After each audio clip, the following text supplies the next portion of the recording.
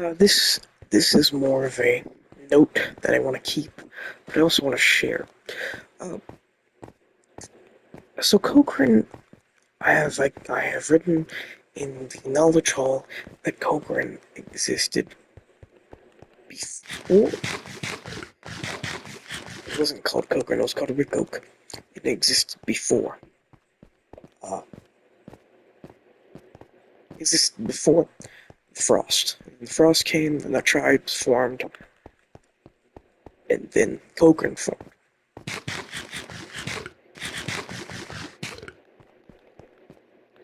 Ricoke and Cochrane, while sharing the same region and mostly the same culture,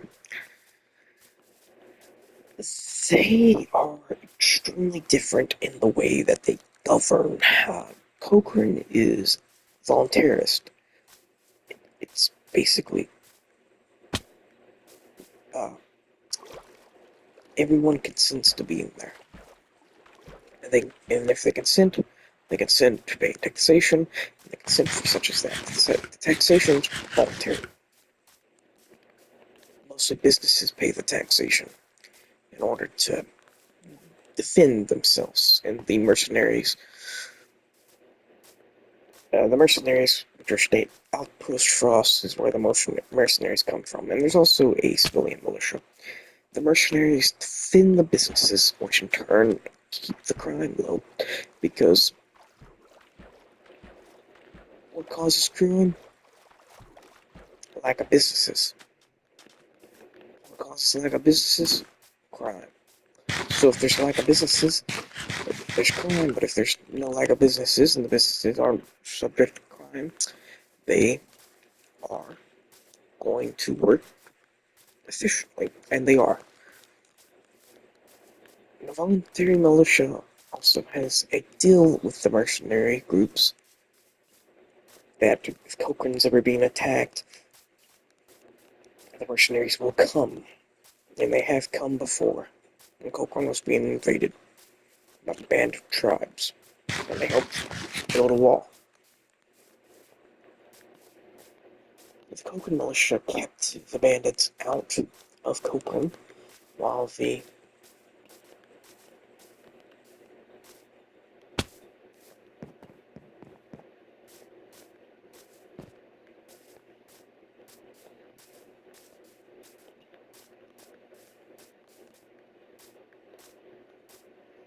Cochrane mercenary groups uh,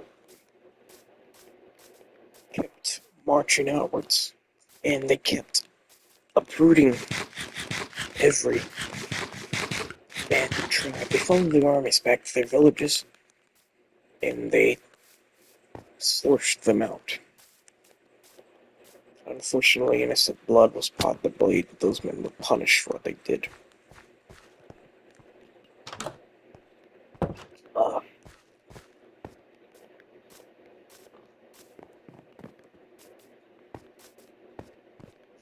I'm gonna sit here and tell you. But basically, innocent blood was put to blade. They were punished for that. It was independent soldiers acting like that. There was no kill group, and those who were found out were brought to executions.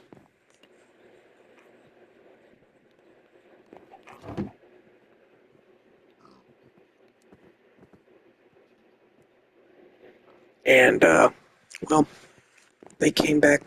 They came back to Outpost Frost. They met there with the Cochrane militia, and the Cochrane militia had, I think it was the 5th Regiment of the Cochrane militia that left the city and went with the. Actually, no, it was an independent event. The 5th Regiment wasn't formed yet. The 5th Regiment was a group that pushed out the bandits and tribes of such. And for their bravery, they thought, well, we should get paid more. And actually, the mercenaries and the militia get paid the same. Most regular mercenaries get paid the same. The difference is the militiamen can get more jobs as a mercenary. While as a mercenary, they are entitled to the benefits of being a militia. So the militia has mercenary qualities as they, like, basically the other mercenary groups, they run outposts, they protect the Ares region, they, they protect the Ares River, they protect everything. Cochrane and the militia protects Cochrane. The outpost Frost soldiers,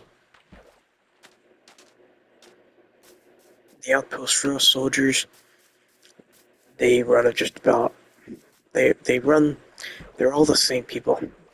Well, no, they're not the same people. They're mixed people. They come from the surrounding region. They come from villages that bandits wiped off the map. They come from Mayfield. They come from Dorinsk. They come from all that. They come from Cochrane. They're a mixed bag. The Cochrane militia is the largest militia. But they all come from Cochrane, obviously.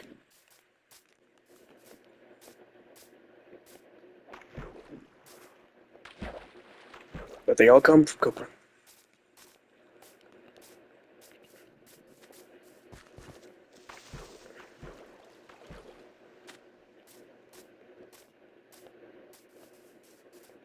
They're all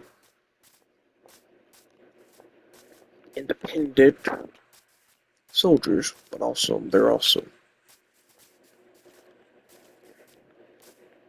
protectors. So they basically just defend for free because it makes them more money.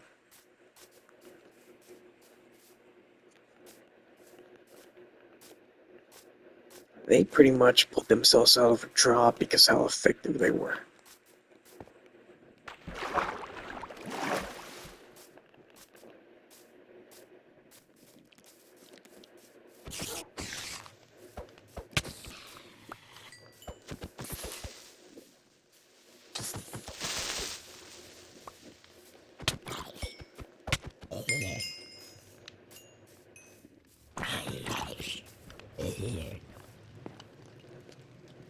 But anyways, so they defend the region.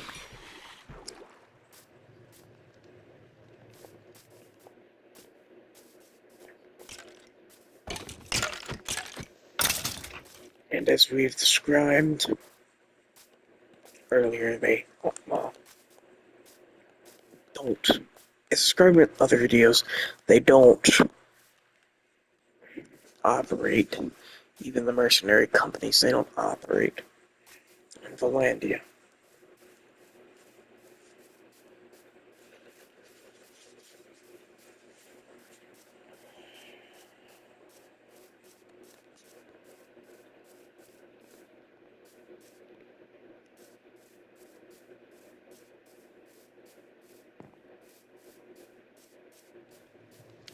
And we're in Outpost Frost.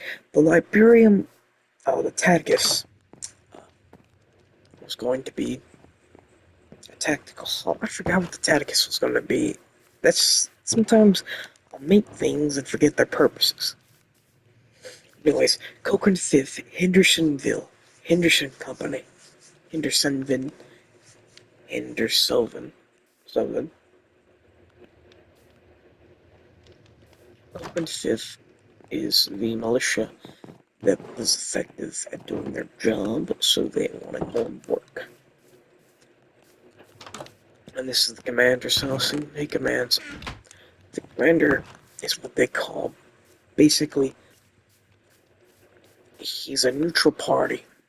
He comes from the Cochrane militia.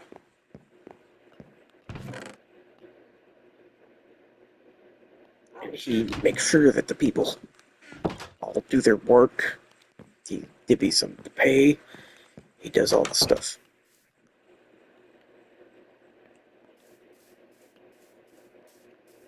And this is, of course, where the Cape Tells come, and this is the cooking area, and this is the work area. This is their training area. Outpost Rose was built in November. This little fortification came from a wall that I built up because there was a pillager outpost right here. I knocked it down, and freed the allies, freed the Iron Golem. Well, at that point, Iron Golem was no longer captured. And, well, I set up Outpost Frost. This is basically a military place.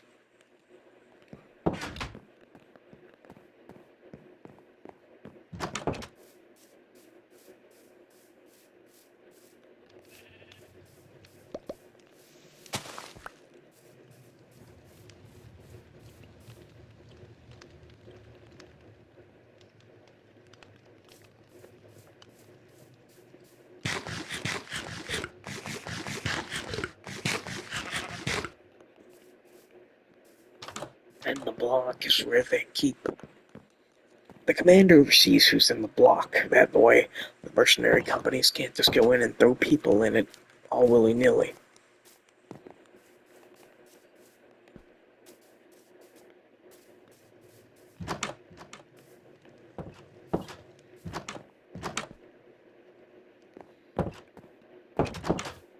Usually people who go in the block get wrong. They aren't people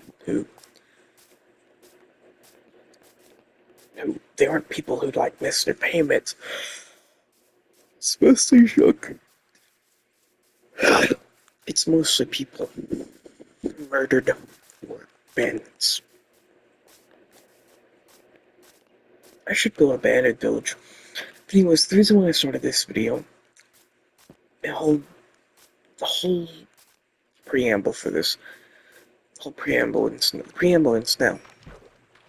The reason why I wanted to film this video is to make a note for myself to design armor for the Cochrane militia, the Rick Coke militia, and every iteration in between. Because you know how the Roman Empire, they had changing uniforms. It wasn't always just red. I think I'd make one yellow, one be yellow and red with white boots. A white cap, yellow tunic, leather boots, uh, uh, yellow tunic, red leggings, and leather boots. That's all.